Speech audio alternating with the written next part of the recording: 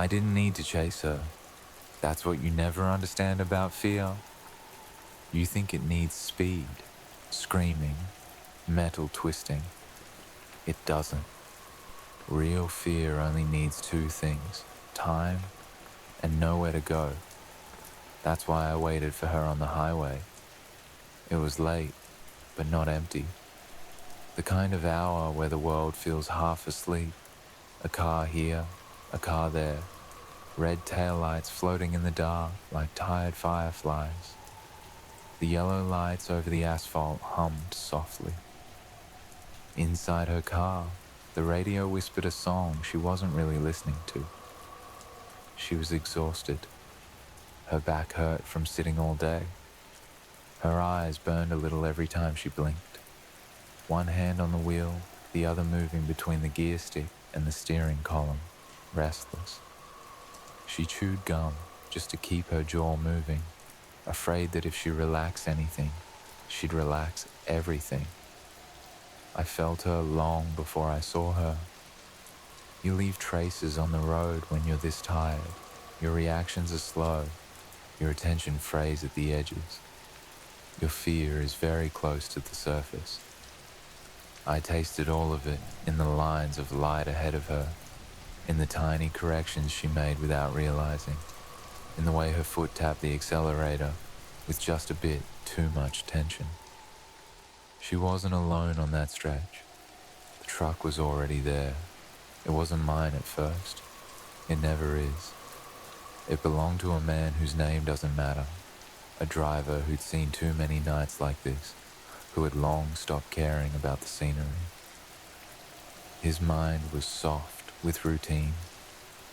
Mile after mile of nothing, thoughts drifting in circles. I slipped into one of those empty spaces between his thoughts, the way fog slips under a door. He didn't notice. His hands stayed on the wheel. His eyes stayed on the road. But I was there, sitting behind them, looking through them, waiting.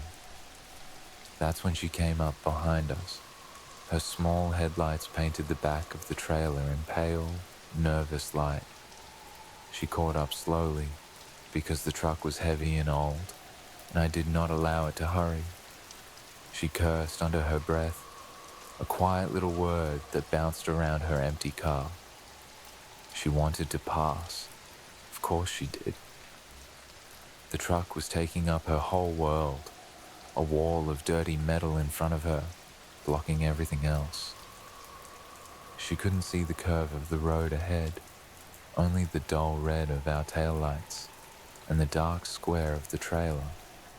She inched closer, waiting for a chance to move. I could have stopped her there. One sudden break, one fake mechanical failure. I've ended lives like that more times than you can count, but I didn't want an accident. I wanted a memory, so I let her go. She checked the mirror.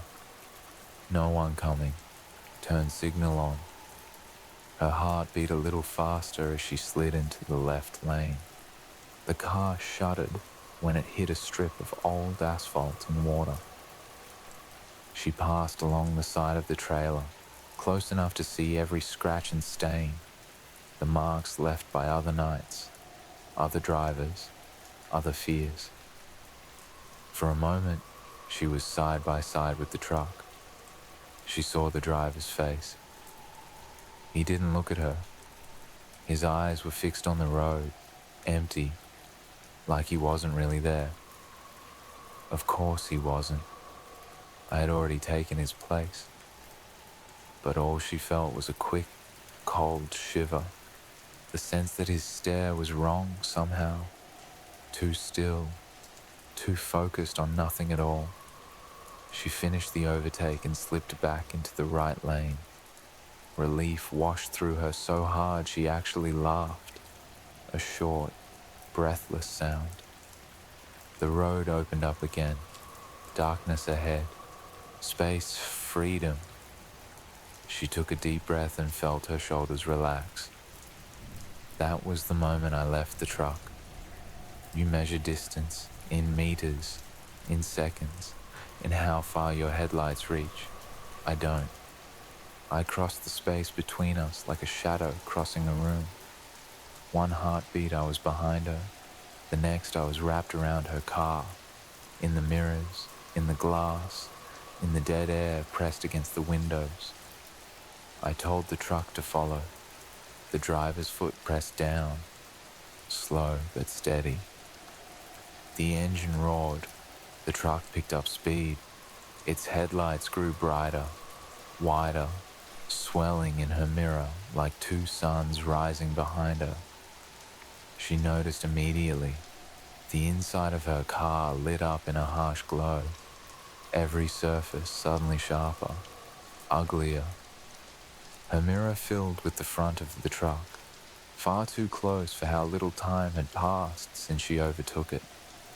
She frowned, checked her speed. The numbers hadn't changed. She wasn't slowing down, but the truck was coming anyway. Seriously? She muttered. She expected it to pass. That's what trucks do. They're either in front of you or gone. She slid a little to the right in her lane, giving it space. Her fingers tightened around the wheel. The truck didn't pass. It settled into a distance so small she could barely see the road between her rear bumper and its front grille. The lights cut into her eyes every time she glanced at the mirror. The radio suddenly felt too loud. She reached out and turned it down until the song was just a vague murmur. I flicked the high beams once. She flinched. The car drifted half a line to the left.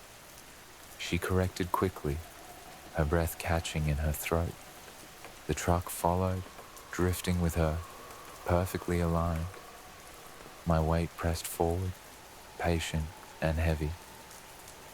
Okay, just go around, she said, as if the driver could hear her. She turned on her right indicator for a moment, a small gesture of surrender. I'll move, you pass. But there was nowhere to move. The shoulder was narrow, broken, ending in a guardrail and a drop into darkness. She switched it off, more nervous than before. She slowed down. So did we. She sped up. So did we. Every little adjustment she made, I mirrored. Not too fast, not too obvious. Just enough for her to notice that no matter what she did, the truck stayed in the same place. Not passing, not falling back, always right behind her. Her tongue felt dry. She swallowed hard. The taste in her mouth was metallic and sour. She thought about calling someone. Her hand reached for her phone. The screen lit up, but the signal bars at the top were gone, empty, searching. She frowned. Just a minute ago, she'd had full coverage. I don't have to touch your devices to take them away from you. You do it yourself. One dropped call, one no service at the wrong time, and your mind fills in the rest. Her breathing sped up. I watched the sweat gather at the back of her neck, dampening the collar of her shirt. Her shoulders pulled up, tight and tense. Her world shrank to three things: the road ahead, the mirror above, and the light flooding from it. A blue sign appeared on the right. Rest area, 2 kilometers. Hope is a flavor I never get tired of. She tore her eyes from the mirror long enough to read the sign. Her mind ran through possibilities. Stop, stay in the light, other people around, maybe cameras. And the truck. Maybe the truck would just keep going. Maybe all of this was in her head. She decided to exit. Of course she did. She turned on her indicator. The ticking filled the car. loud against the silence. The truck's lights swayed slightly as it followed her into the right lane. Still close, still pressing. The ramp rose ahead, lined with high concrete walls that caught and amplified the roar of the engine behind her. She felt it through her seat, through her bones. At the top, the rest area opened like an island of white light in the dark. Gas pumps, a small building with big windows, a few scattered cars. One other truck parked far away. Fluorescent lamps buzzing over empty parking spaces. It looked so normal, it almost hurt. She pulled into a spot near the entrance. The truck rolled past her and rumbled toward the back of the lot, into the section marked for heavy vehicles. She watched it in her side mirror, following it until it stopped and the lights finally went out. Silence fell inside her car. Her body reacted first, shoulders dropping, lungs emptying in a long, shaky exhale. Her hands trembled as she turned the key and killed the engine. The ticking of hot metal cooling filled the quiet. Maybe it was nothing. That's what she wanted to believe. An impatient driver, a bad coincidence. Her own exhaustion making everything bigger and darker than it really was. She almost laughed at herself. Almost.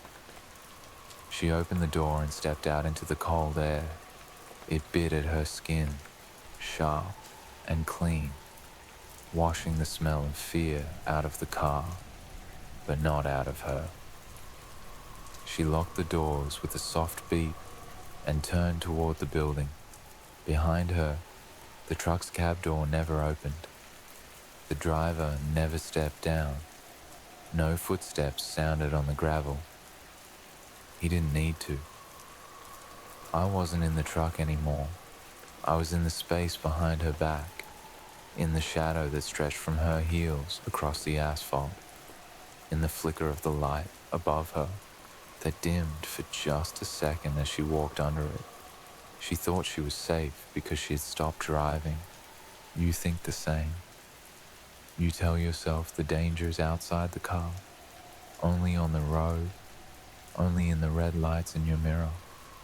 You believe that once you park, once you lock your doors, once you reach your house and close it all behind you, whatever followed you will stay out there.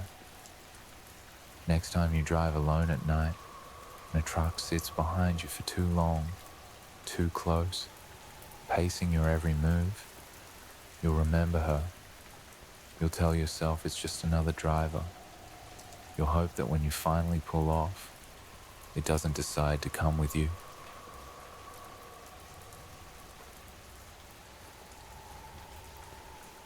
You gave me permission the moment you tapped start. You didn't read the terms, of course. You never do. You just typed the address with tired fingers, trusted the little blue line, and handed me your night. That's all I ever need. It was raining when you left the city. Not a storm, not yet. Just the kind of steady, soft rain that blurs the world into reflections. Streetlights stretched across the wet asphalt. Red brake lights smeared into long, bleeding lines. Your wipers moved back and forth, a rhythm hypnotic. You were already late. You told yourself it wasn't your fault. Work had run over. Traffic had been worse than expected. You'd left later than you meant to, but it was fine. You had a navigation app. You had a route. The screen glowed on the dashboard, bright and comforting. A little map of certainty in a world of moving shadows. Turn right in 800 meters, I told you, my voice calm and friendly. You didn't wonder who I was. You never do. You just nodded to yourself, even though I couldn't see you, and checked the mirror. The cars behind you dropped away as the city thinned out. Buildings shrank. then disappeared. Streetlights grew further apart. The darkness between them stretched deeper and deeper, like something breathing in. You didn't notice when your signal dropped 2 bars. You didn't notice when I stopped needing it. I have been in your roads longer than your satellites have been in the sky. Long before you drew lines on maps and gave them names, I was there, watching the paths your feet carve through forests and fields. You walk, you ride, you drive, and every year you let me a little further in. First, you followed landmarks, then paper maps, then voices on the radio. Now, it's me, always me, wrapped in a soothing tone, syllables softened, calibrated to be just trustworthy enough. Keep left, to stay on the main road, I said. You obeyed without thinking. The rain grew heavier. Your headlights carved out a narrow tunnel in the dark, a small, moving world of wet asphalt, white lines, and a dancing swarm of drops. The sound on the roof became constant, loud, like hands tapping everywhere at once. Inside your car, it was just you and me. You turned the music down so you could hear the directions better. Really, you just wanted to feel less alone. My voice filled the space where the song had been. In 3 kilometers, take the exit on the right. You frowned. You didn't remember an exit that soon. You'd taken this route before, or thought you had. Your eyes flicked from the road to the map, tracing the curve of the blue line. It seemed right. It seemed familiar. You decided your memory was wrong. You humans always trust the glowing screen over your own mind. It makes you very easy to move. The sign appeared exactly when I needed it to. White arrow, blue background, a name you didn't recognize but didn't question. You signaled, slid into the right lane, and took the ramp down into a darker stretch of road. You expected to merge onto another highway. You didn't. For a few seconds, there were no other cars, no distant lights. Just the sound of your tires over wet concrete and the steady hum of the engine. Trees rose up on either side, tall and black, their shapes blurred by the rain. This route is 5 minutes faster, I told you. You are on the fastest route. You smiled a little at that. You liked the idea of gaining time you'd lost. You liked feeling that someone, something, was helping you, optimizing your night. You never wondered what I might be optimizing it for. The new road was narrow, with no painted lines, no reflectors. Your headlights caught the shapes of branches overhanging the lanes, dripping with water. The GPS map zoomed in and out, adjusting. A faint grey line, barely there, traced your path through what looked like nothing. You glanced at the screen. No street name. Just the direction arrow, pointed forward into emptiness. You hesitated, just for a moment. Not enough to stop. Not enough to turn around. Just a small tightening in your chest. A tiny shift in your breathing. I felt it. Fear doesn't arrive all at once.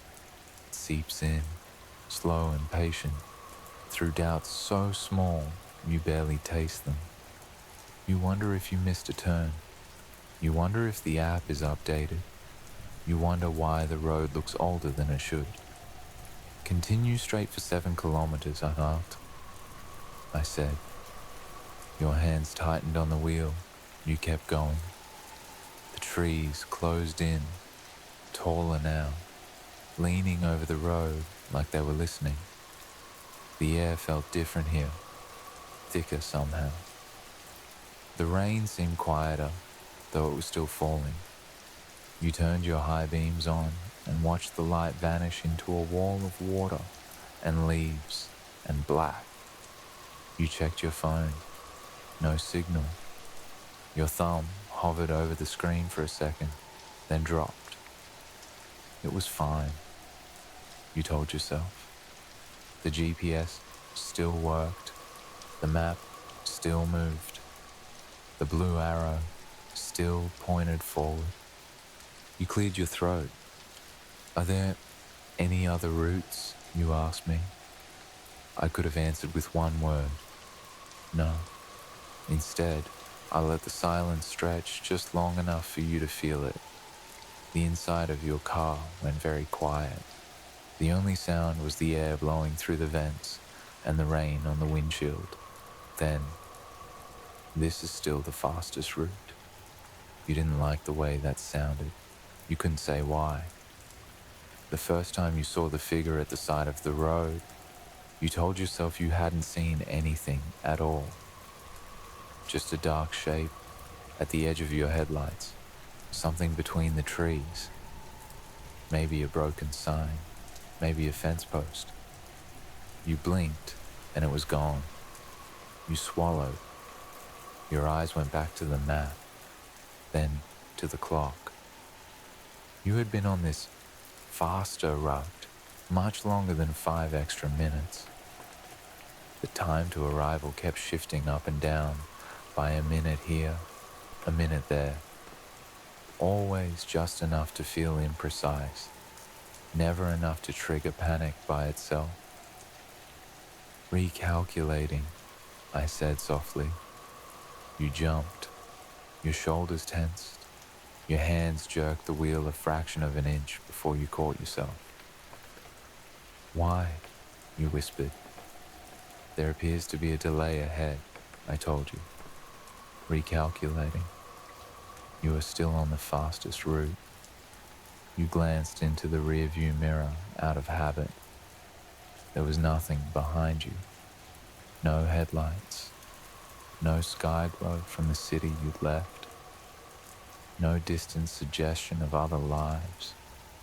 Only the long, wet tunnel of your own light. And beyond that, absolute black.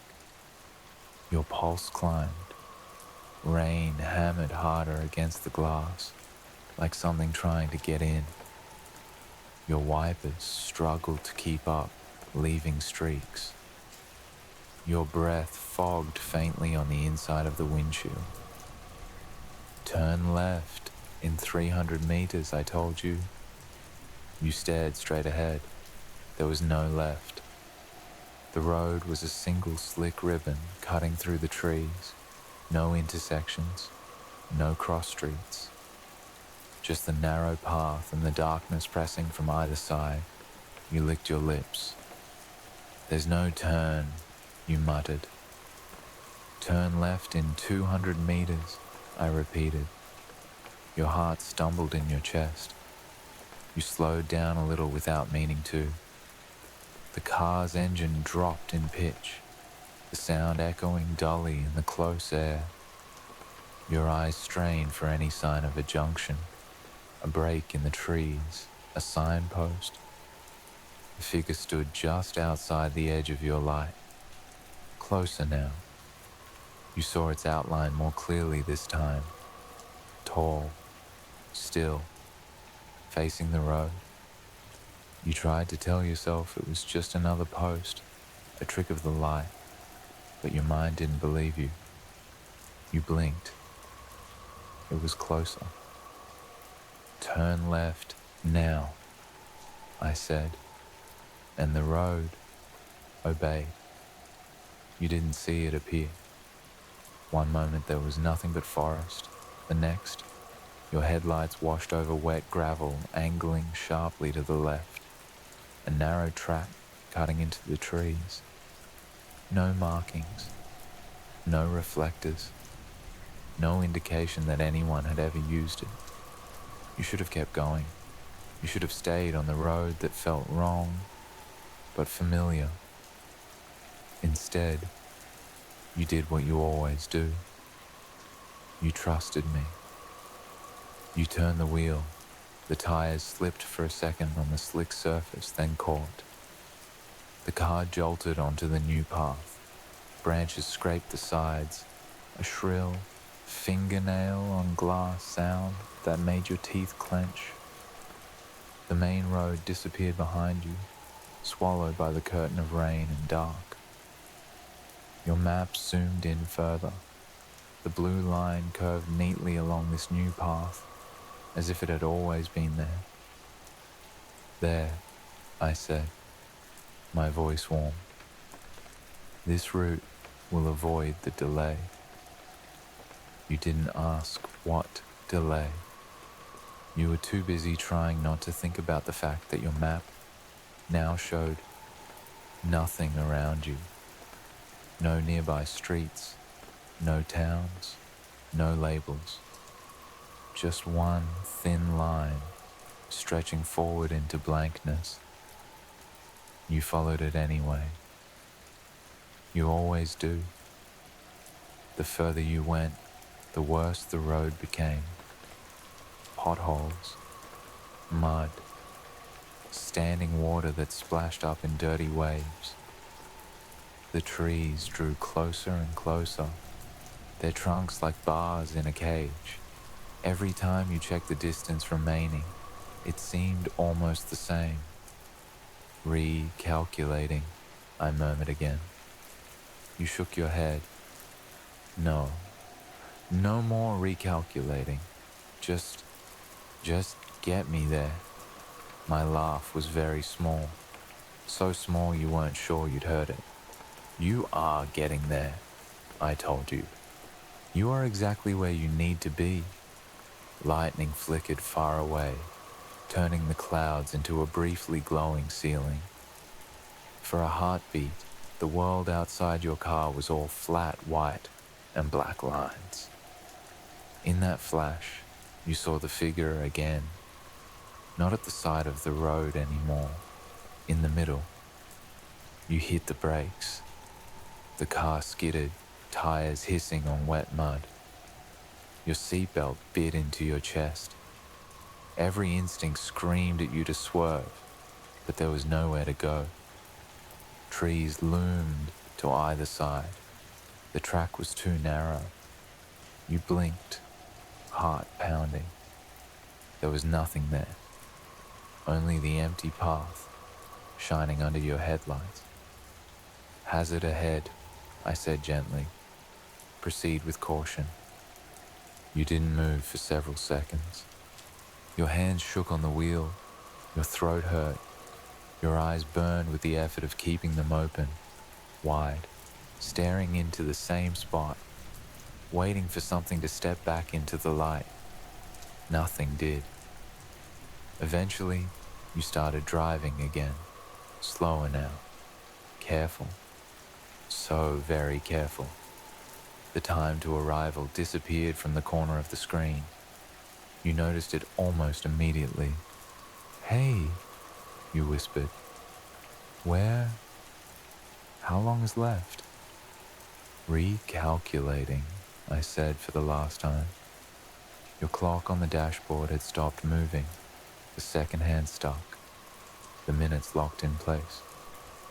Your phone screen, when you dared to look, showed no time at all.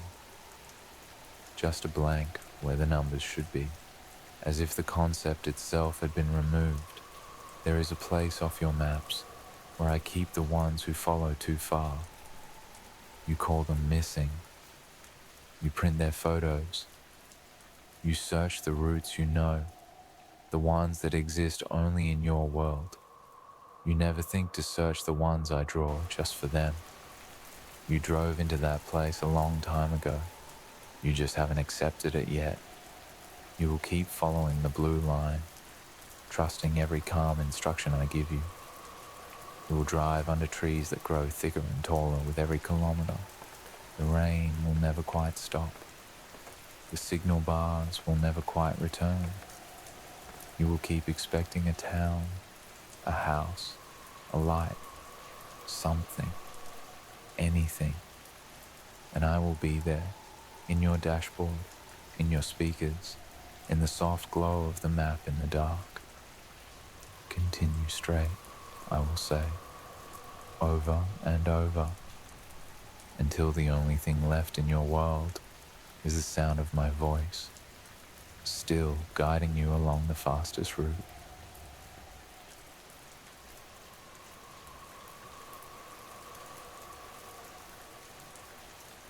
You think the choice was yours. That's the funniest part of all this. You saw me on the side of the road and told yourself a story. I decided to stop. I decided to help. You never realized I was the one who decided you would notice me at all. If I don't want to be seen, I'm not.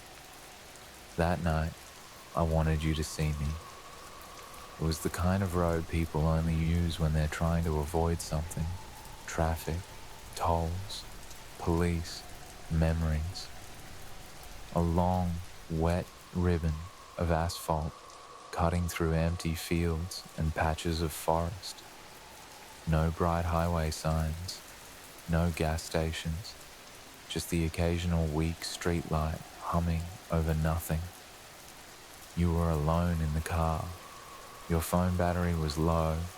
Your music had already cut out once, and you were starting to feel the weight of the darkness outside. Headlights punched a narrow hole in it, but it pushed back in from every side, thick and patient. Your eyes kept flicking to the clock on the dashboard. Too late to be out here alone. Too early to admit you were scared. Your hands were tied on the wheel. You told yourself you were just tired, that you'd be home soon. You thought about your bed, your shower, the way the house would smell. You thought about someone waiting for you, or not waiting for you. You rehearsed what you'd say when you walked in the door. You weren't thinking about stopping. That part was my job. I stepped into your headlights one small fraction at a time. First, I was just a darker shape at the edge of the ditch. Something your mind registered as shadow, then filed away.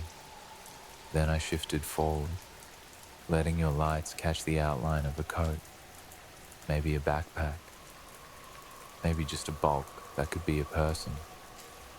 You frowned. You eased off the gas a little. Your brain started trying to decide faster than you realized. Is that someone out here at this hour? You glanced at your mirrors, the empty lanes behind you suddenly more visible than they had been all night. Then I moved closer to the road. That's when you saw my arm, just a hand, raised slowly, palm open. Not frantic, not waving like I was in life or death danger. Calm, quiet, asking. A shape your instincts recognized. Someone stranded, someone stuck, someone in trouble. You had already driven past me in your head. I let you have that first thought. No, I shouldn't.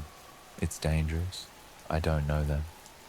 I let you almost press your foot down, almost keep going.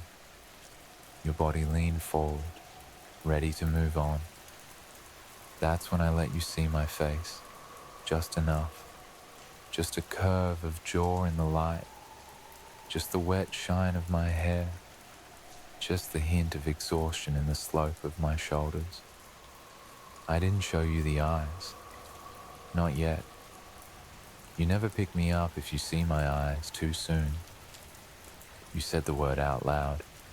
Shit. It wasn't a decision yet, just a noise that carried your guilt. You saw the rain hitting my coat. You imagined how long I'd been there, how far from the nearest town I must be. You imagined how you would feel in my place. Empathy is just another door that never closes properly. You checked the mirror again, even though you already knew the answer. No cars behind you. No one to take responsibility from your hands. No one to watch what you would do. You sighed. Your fingers shifted on the wheel. Your foot started to move. You hated yourself for it even as you did it. You braked. Red light washed over the wet road behind you. Your seatbelt bit into your chest as the car slowed down. You watched me shrink in the mirror, then grow again as the car lost speed. You pulled onto the shoulder. You told yourself you'd only roll down the window. You told yourself you wouldn't unlock the doors. You told yourself you were just going to ask where I was heading, just going to see. You tell yourself so many things right before you feed me. I didn't rush. I let you sit there for a second, engine ticking, wipers squeaking back and forth across the glass. You could have changed your mind. You could have pressed the gas and left me behind in a spray of water. You didn't. You leaned over and reached for the lock. The click of the doors opening rang louder in your ears than the rain. I started walking. You watched me in the side mirror, your heartbeat in your throat. For a moment, you were certain you'd made a mistake. Your body tensed, ready to slam the locks back down, to drive off, to do anything. But I didn't run. I didn't bang on the window. I didn't smile too wide. I walked up to the passenger door like someone who was very, very tired and very, very grateful. You cracked the window first. "Hey," you said. Your voice sounded too light, too casual. "You okay?" My face leaned down into the gap. You finally saw my eyes. You thought they looked tired. You thought they looked relieved. You thought a lot of things in that brief, stupid second. What you didn't see was the way the light caught nothing in them at all. "Yeah," I said, with your language, in your accent. "My car died. I've been here for hours." You didn't ask where my car was. You didn't look for it. You didn't see the empty fields, the unbroken stretch of road, the way the world around us had gone very, very still. You just heard hours and felt guilt sink hooks into your ribs. "Where are you heading?" you asked. I said a town you knew, close to where you were going. Not exactly the same place, never exactly the same, but close enough that you'd feel the weight of coincidence, close enough that you'd feel chosen. "Yeah, I passed by there," you said. You can get in. Just, yeah, get in." You unlocked the door. That was the real moment. Not when you braked, not when you pulled over. Right then, when you reached across the protective shell of your car and deliberately let something in. You don't understand how sacred that space is until it's too late. Your car at night is the last small cave of light you have, the last barrier between you and the world pressing in on all sides. And you invited me across it. I opened the door and slid into the passenger seat. Water dripped from my coat onto the floor mat. I moved slowly, respecting your space, making myself small. You didn't smell anything on me. No sweat, no damp wool, no gasoline, just the cold. You shivered, but not from the temperature. You started driving again. The road moved under us, two thin beams of light chasing the dark. You were very aware of me without looking at me directly. You felt the shift of weight when I settled. You heard the quiet sound of my breathing. You made small talk. You always make small talk, as if conversation is a kind of shield. So, how long have you been out here? You asked. You didn't see my smile. I kept it turned toward the window. Long enough, I said. Cars passed. No one stopped. You swallowed. Yeah, people are scared these days. You never know who you're picking up, right? I turned my head then, just enough that you caught the movement. And yet you stopped, I said softly. You laughed, a dry, thin sound. Yeah, well, guess I'm stupid. Kind, I said, not stupid. You like that? I felt it in the way your grip on the wheel loosened just a little, in the way your shoulders dropped by half an inch. You wanted to believe that. You wanted to see yourself as brave, as different from all the imaginary people who passed me by. You wanted to be the exception. You didn't realize you were just the next one. We drove in silence for a while. The darkness outside seemed thicker now that there were two of us inside. Your headlights showed less of the world than before, somehow. The trees felt closer. The road felt narrower. You checked the mirror. Nothing behind us. You checked it again. A minute later, still nothing. Weird, you murmured. Thought there were at least a couple of cars back there before. There were, I said. You frowned. How do you know? I watch, I said. A lot. You shivered again. The heater was on. The air was warm. But your skin crawled. You tried to shake it off. So, what happened to your car? You asked, forcing your voice to stay light.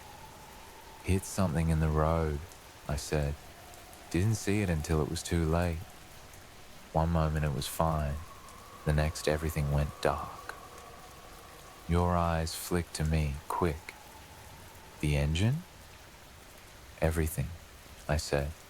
Lights, power, sound. Like someone just switched the night off. I could feel your pulse rising again. You looked back at the road, at the strip of light ahead. You imagined your own engine cutting out, your own headlights dying, the car coasting to a stop in a pool of absolute black. You imagined being stranded. You didn't realize you already were. You drove a little faster. The speedometer climbed. Trees blurred by. The line in the center of the road pulsed faster and faster under your wheels. Your breath came quicker. You checked the clock. It hadn't moved in 10 minutes. You frowned. Huh. That's weird. Has that been the same time for a while? You tapped the glass. I watched you do it. Sometimes they stick, I said. Yeah, but my phone. You started. Then you checked your phone. No time. No signal. Just a blank, where everything familiar should have been. You went very quiet. I could almost hear your thoughts scraping against the inside of your skull, looking for something solid to hold on to. The road, the car, the stranger, me. Hey, you said finally, voice smaller now. How far did you say you were going again? I smiled. All the way, I said. You laughed automatically, then stopped when you realized I hadn't. Your hands tightened on the wheel until your knuckles paled. Outside, the world had boiled down to three things: the narrow band of asphalt ahead, the endless dark around it, and the reflection of your own face in the glass. Paolo, every time you glanced at it. You swallowed. "Can I ask you something?" you said. "Of course," I answered. You hesitated. "Were you actually out there when I first passed?" you asked. "I mean, I don't remember seeing you before that. It's like you just appeared." I turned fully toward you then. You finally looked at me properly. My eyes were not tired. They were not relieved. They were very, very awake. "I was there," I said. "You just weren't ready to notice me yet." You stared. Your foot eased off the gas without you telling it to. The car began to slow. "What does that mean?" you whispered. "It means," I said gently, "that I don't stand on the side of the road and hope someone stops. I don't wait and pray and shiver in the rain." I leaned closer. You could see nothing in my pupils. No reflection of the dashboard. No glint of the headlights. Just depth. Too much depth. "It means I choose," I said. "Who sees me, who feels guilty, who reaches for the lock, even when they know they shouldn't." Your breath hitched. You realized how quiet the night had become. No engine noise. No hum of the tires. Sometime while we were talking, the car had rolled to a stop, and you had not noticed. The road ahead was empty. The road behind was gone. There was only the dark and the inside of the car and the sound of your heartbeat thundering in your ears. "Thank you," I said softly, "for stopping." The others kept driving. They were afraid. You weren't. You shook your head, tears starting to sting at the corners of your eyes. "I was afraid," you whispered.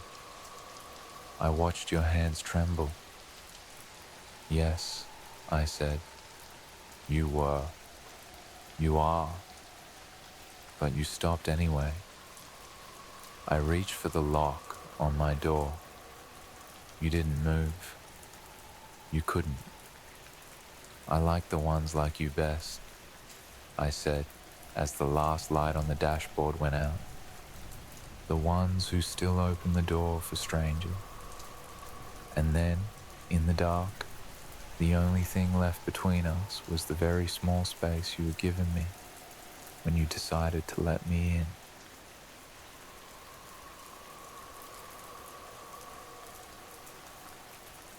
They didn't see me the first time they drove past.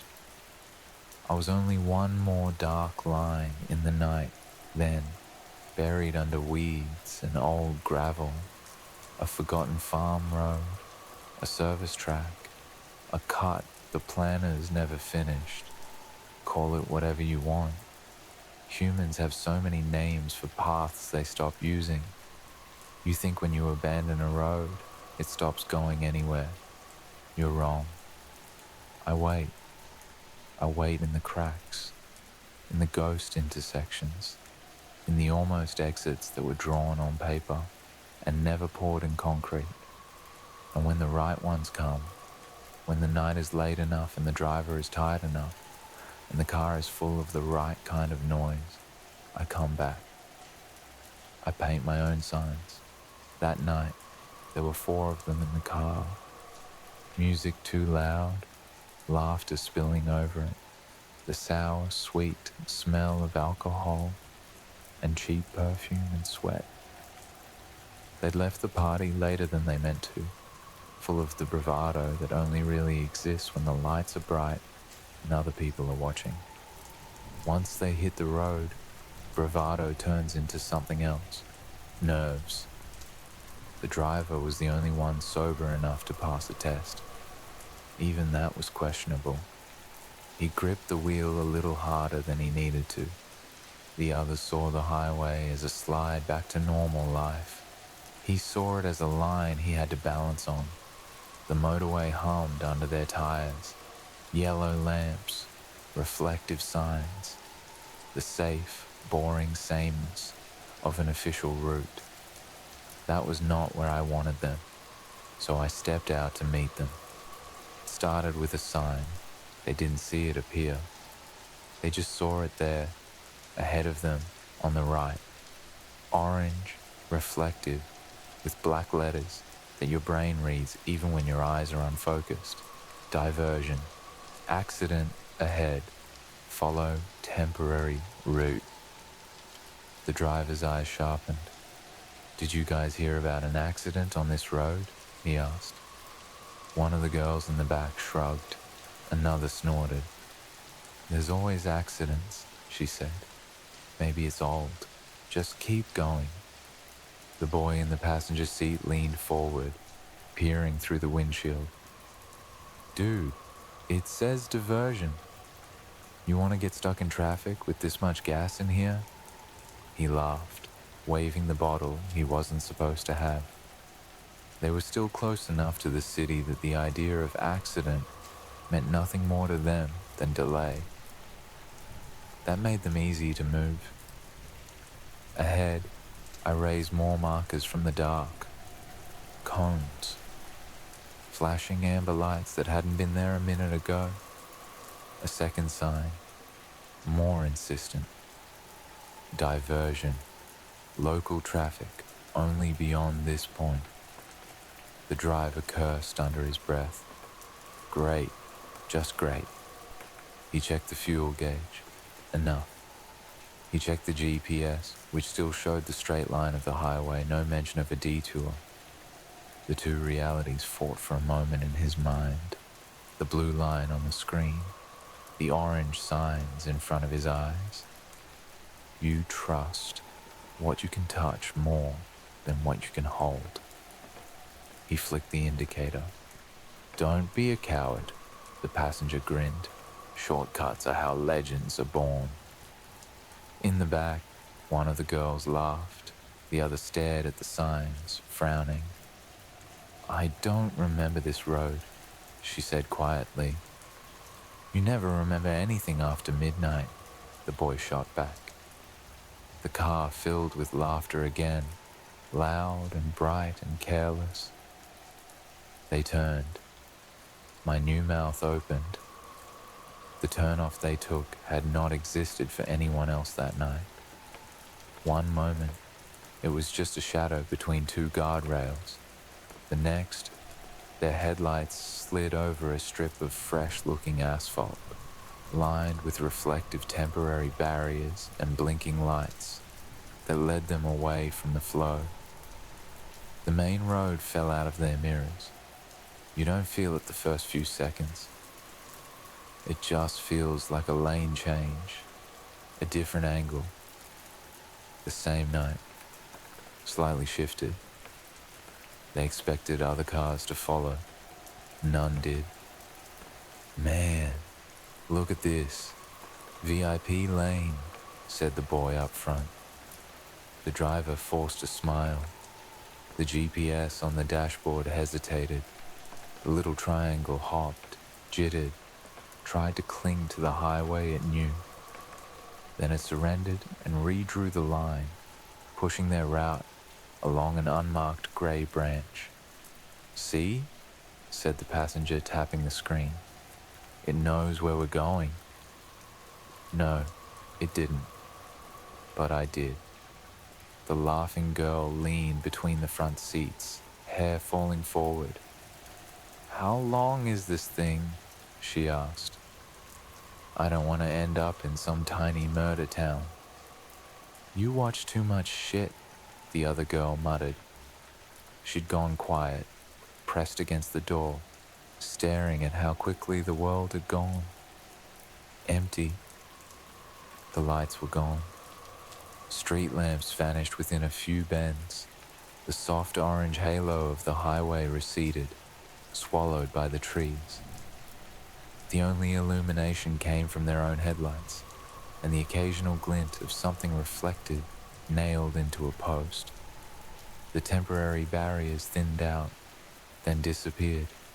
None of them noticed the exact moment it stopped feeling like a detour and started feeling like a different place. "Well, that's cheap," the passenger said. "You'd think they'd mark." "Yeah," the driver muttered. "You'd think." He kept waiting for the signs to rejoin the main route, for a merge, for a roundabout, for anything that resembled the world he understood.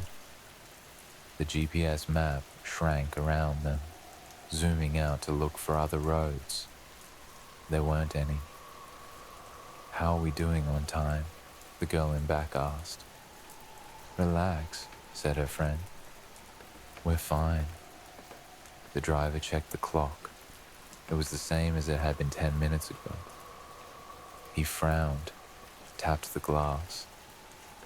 The minute flicked forward one digit, as if embarrassed to have been caught. He forced a laugh. "Nah, see? It's just sticky." The road narrowed. On either side, fields turned to trees. Trees turned to walls of dark. The stars disappeared behind low, heavy clouds. The air took on that tight, muffled quality of places sound doesn't like to cross.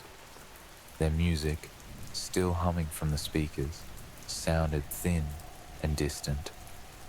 "Signal's gone," said the quieter girl, staring at her phone. "I can't load anything." "Good," the passenger grinned. "Now, you have to actually talk to us." She didn't smile back, because she was the first to notice what I was doing. At first, it was just a feeling that they had passed that same crooked tree before, that same broken fence post, that same leaning sign half-eaten by rust. She pressed her forehead to the window, breath fogging the glass, and knotted the sleeve of her jacket in her fist. "Hey," she said, "slow down a second." The driver glanced at her in the mirror. "What?" "Just slow down. Look at that." She pointed. "We passed that. I remember the shape. And that bit of railing, it's the same."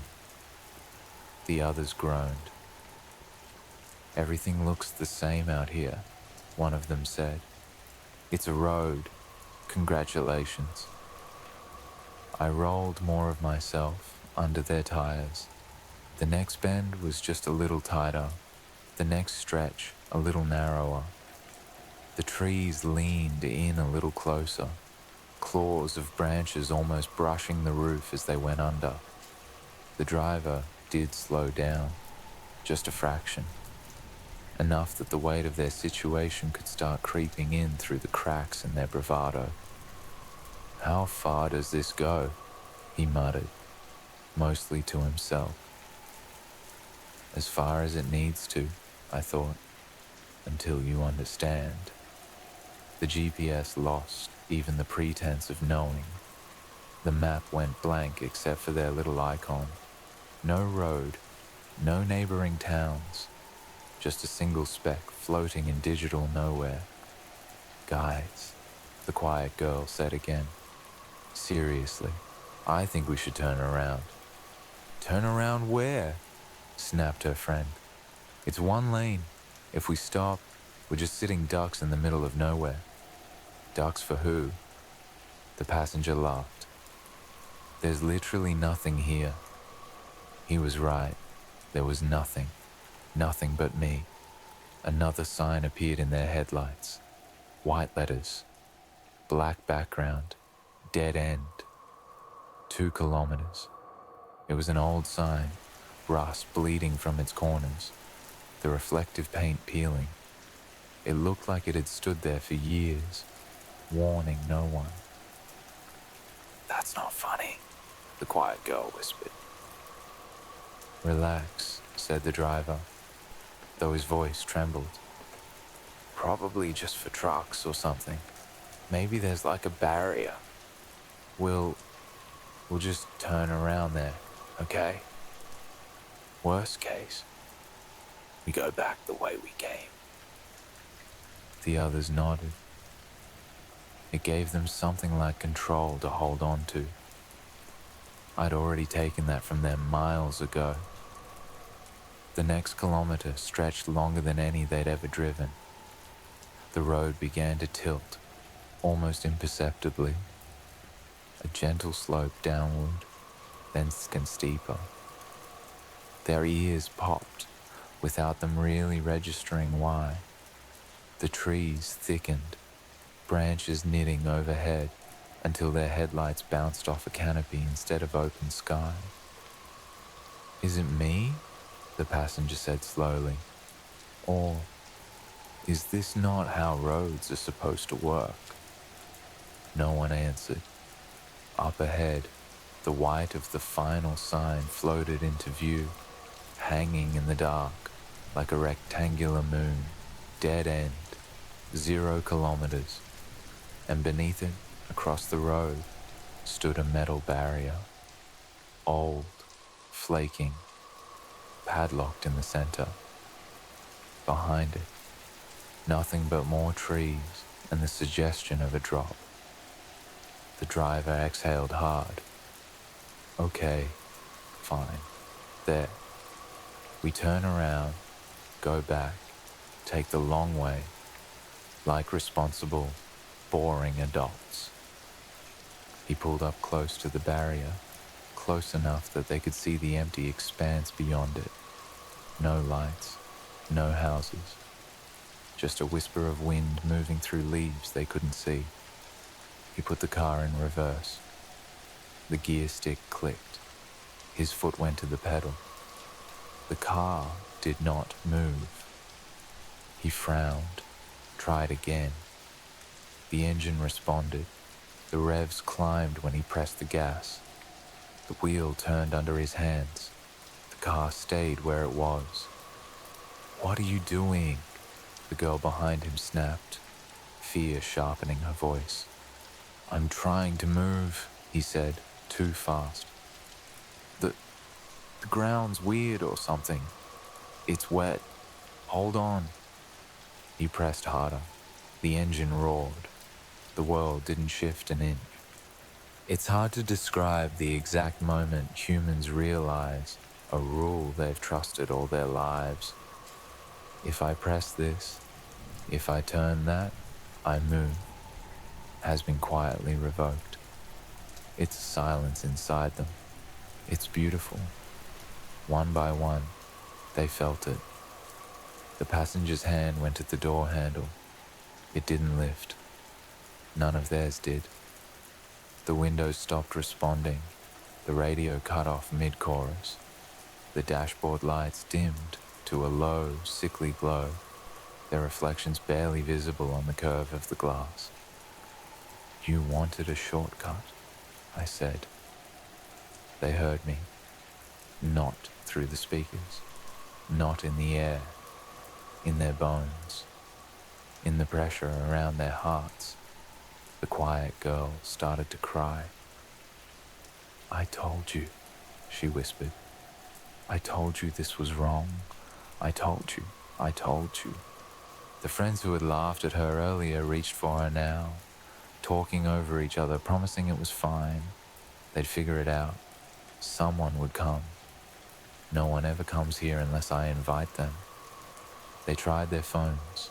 No signal, no battery, even for the ones that had been fully charged an hour ago. Just black glass, reflecting their own pale, frightened faces. Outside, the world did something else they weren't meant to notice. The trees behind them were closer. The road they'd come down, shorter. The sign, dead end, 0 kilometers, still stood in front of them. But when they twisted in their seats and peered back the way they'd driven, they didn't see the reflector posts, the curves, the slight slope, only a short stretch of cracked asphalt ending in a wall of trunks. I had folded myself around them. They were no longer on the way to anywhere. They were inside me. The panic took different shapes in each of them. One shouted, pounding on the dashboard. One went silent, stiff as stone, staring fixedly ahead. One sobbed, breath hitching in jagged gasps. One laughed, too high, too loud, until the sound broke. "Please," the driver whispered, though he didn't know who he was talking to. "Please, we're sorry. We just wanted to get home." I could have crushed them then, bent the barrier, dropped them into whatever waited beyond, ended it quickly. I didn't, because that's not what I am. I am not the impact. I am not the fall. I am the turn you shouldn't have taken, the sign you trusted more than your own memory, the road that only exists for you, on the one night you were tired enough, loud enough, careless enough to see it. Others drove that highway an hour before them. Others drove it an hour after. For them, there was no diversion, no cones, no rusted warnings. For them, I was asleep. For these four, I was awake. They will sit there a long time, in that car that no longer moves, on that stretch of road no one else can find. Their arguments will fade, their apologies will dry up, their hope will thin out to a quiet, brittle thing. One day, eventually, the metal will rust through around them, the glass will cloud, the forest will climb over what's left. Maybe then, someone will find the shell of their car and talk about kids taking shortcuts, about drunk driving, about getting lost. They will blame the driver, they will blame the night. They will never blame the part of the road that shouldn't have been there. That's fine. I know what really happened. And I'll be waiting, patient as cracks in old concrete, for the next set of headlights to slow down when they see my sign.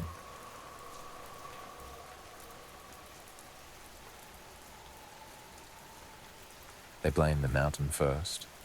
You always do. You blame the weather, the curves, the missing guardrail, the wet asphalt. You put flowers on the shoulder and say this road is cursed, as if the danger lives in the rocks and not in the thin, breakable thing sitting behind the wheel. I don't live in the mountain. I live in the car. More precisely, I live in cars like theirs. I was already under the chassis when they started climbing. They hadn't seen the sign about chains. They hadn't cared about hazardous conditions warnings.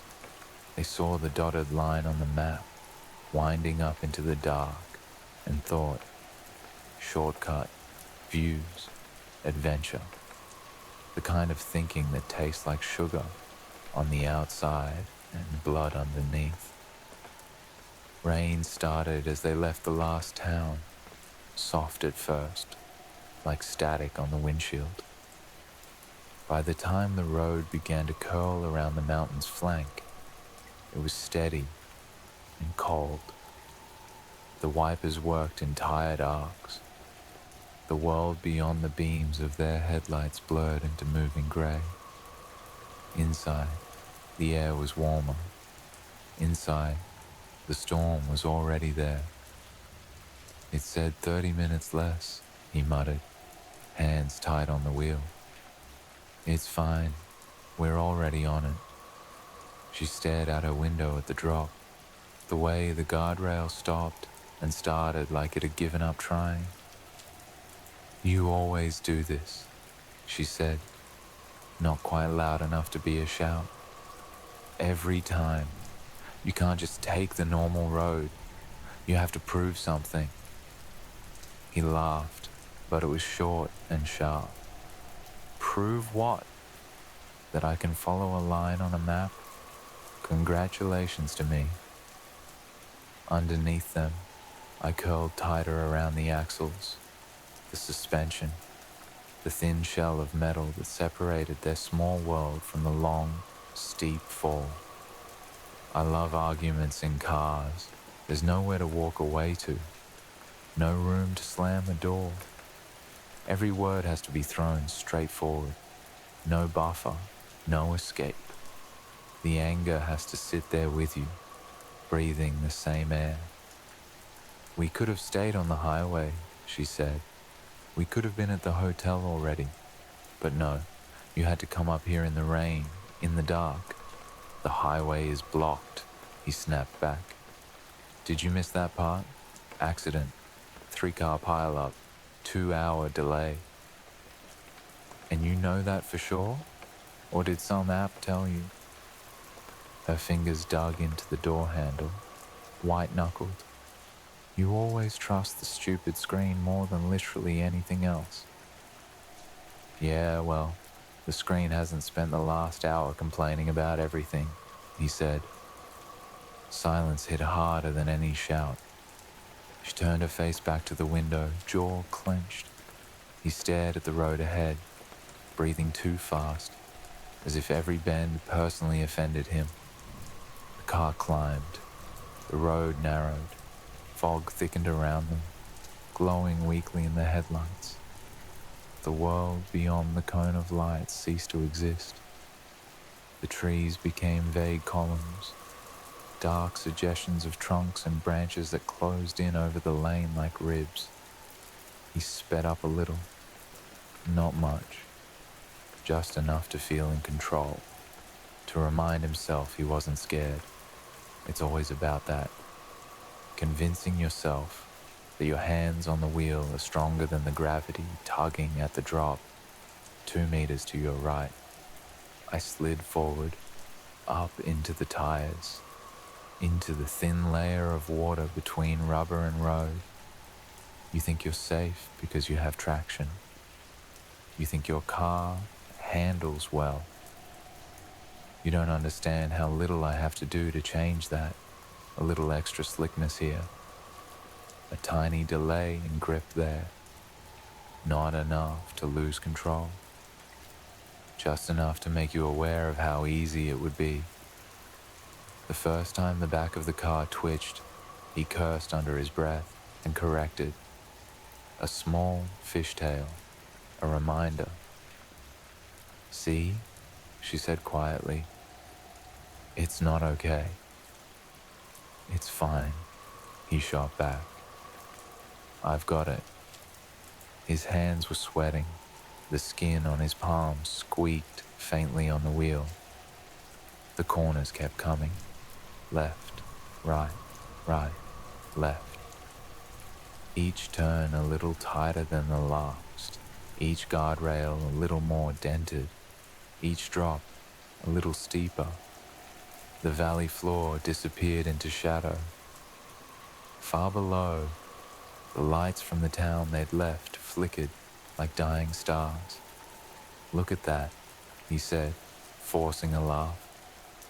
Nice view. She didn't look. Her breath fogged the window in front of her mouth, a small, frantic cloud. Slow down, she whispered. I am slow, he said. If I go any slower, we'll slide. I agreed with him, so I made sure he felt it. On the next curve, the car drifted again. Not much. Just enough that the right tires skidded for a heartbeat before catching. The guardrail flashed in their peripheral vision, close, too close. The drop, beyond it, a black mouth waiting. He inhaled sharply. She gripped the bottom of her seat. Slow, down, she said, louder now.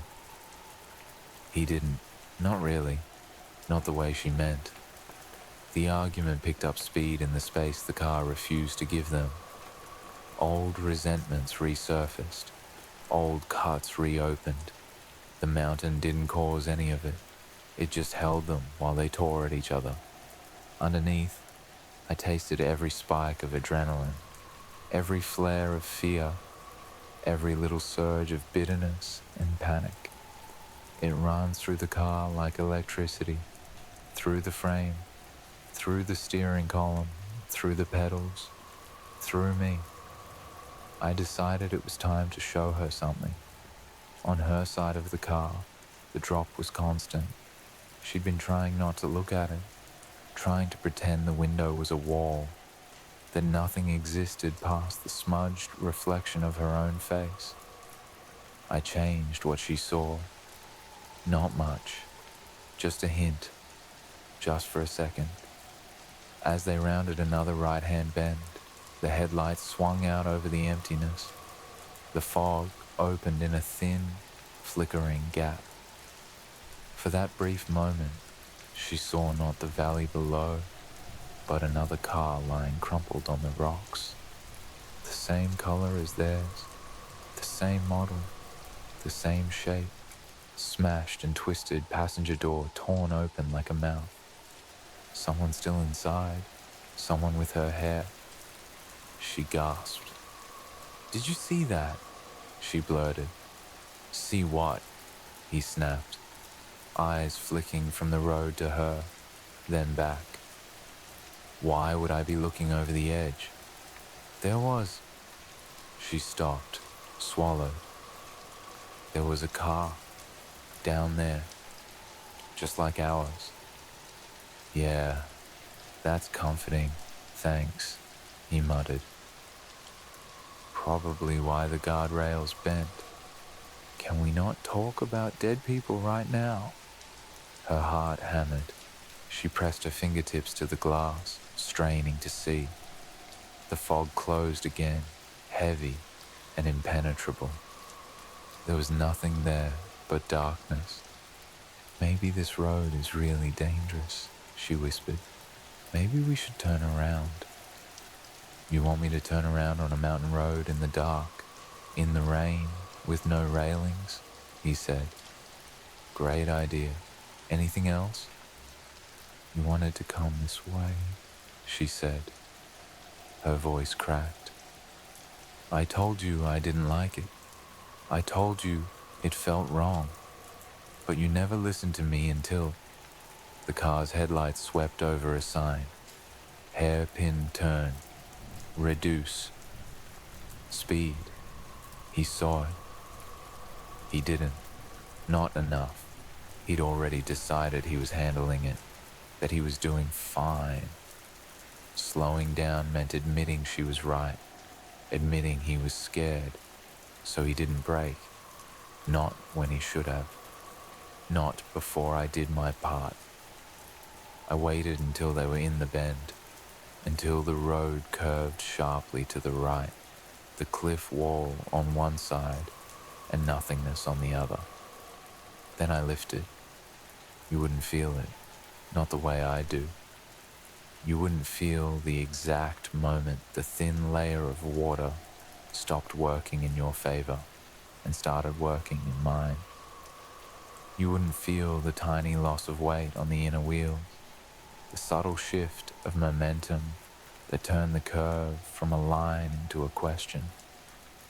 He felt it in his stomach, the sensation of the car being half a second behind his hands. The steering wheel turned, the car delayed, the rear slid. Just a little. Enough. His instinct screamed. He braked too hard. The tires locked for a fraction, then grabbed jerky and uneven. The whole vehicle jerked toward the drop. She screamed his name. The guardrail leaped at them in the headlights. Metal shrieked as it caught, bent, held. For now. The car stopped, with its front corner hanging over nothing. The rear wheels still on the wet road. The frame groaning, complaining, but holding. They froze. For several long breaths, no one moved. The engine idled uselessly. Rain hammered on the roof. Their hearts beat hard enough to shake the air between them. He exhaled first. "Okay," he said, voice shaking. "Okay. We're alive. It's fine. It's okay." Her hands were flat against the dashboard, fingers digging into the plastic. "We're not okay," she whispered. "We're not okay. We're not okay." He swallowed, shifted into reverse. The car did not move. He pressed the gas. The tires spun, slid. The guardrail groaned. Every breath she took was a small, high sound. Tears ran down her face, mixing with the rain on the glass. "Stop," she said. "Stop. You'll make it worse. Stop. What do you want me to do?" He snapped, panic boiling over into anger. "Just sit here and—" I finally spoke to them, not in words, in motion. The right front wheel slipped another inch.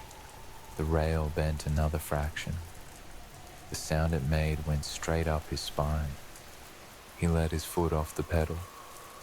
Silence again. Except for me. You don't realize it, but when you're scared in a car, you listen to it. Every tick, every creak, every whisper of metal expanding or contracting becomes a voice in your head. I used that. I made the frame shiver. I made the glass vibrate faintly. I pushed a cold shudder through the steering column into his hands, a tremor that didn't come from the engine. "Do you feel that?" she whispered. He did. He didn't admit it. He couldn't. "Okay," he said, quieter now. "We're calling for help." He reached for his phone. No signal. Her phone. No signal. The emergency call failed twice before you even saw the first digit. Their world narrowed to the inside of the car, suspended half in safety, half in the void. They didn't dare move too much. Every shift of weight felt like it might be the one that tipped them over. She looked at him through tears. "If we die here," she said softly, "I want you to know. I told you so." He almost laughed. It came out a sob instead. They talked then, really talked, about everything they'd been avoiding, about every resentment, every fear, every quiet disappointment that had been riding in the back seat of their lives for years. The mountain didn't do that. I did nothing to stop them. I like to hear what you say when you finally believe you might not get another chance. Time stretched. Rain fell. The engine clicked as it cooled, and shivered as it warmed again when he turned it back on just to feel like something was still working. Far below, in the valley, lights moved. They didn't see them. No one saw them. Cars passed on the safe roads. People killed hours in traffic on the highway, complaining, swearing, honking, staring at the red lights ahead. They cursed the accident causing the delay, not knowing how much worse it could have been. Eventually, someone might find the marks on the guardrail up here. They'll see where the metal is bent, where tire tracks smear across the wet road. They'll imagine how it happened. They'll say the rain did it, the speed, the curve. They won't know about the hands on the wheel that wouldn't slow down. They won't know about the argument. They won't know about me, slick and invisible, sitting between rubber and road like a promise. Maybe those two will survive tonight. Maybe they won't. Maybe, years from now, they'll take another mountain road somewhere else, in some other weather, in some other car. I'll recognize the weight of their fear. I'll recognize the way they breathe when they're angry. I'll slide up under the tires again, and I'll whisper the same truth into the spin of the wheels, into the shudder of the frame, into the tight, stunned silence when the world tilts. Objects in the dark are closer than you think, especially the ones riding underneath you.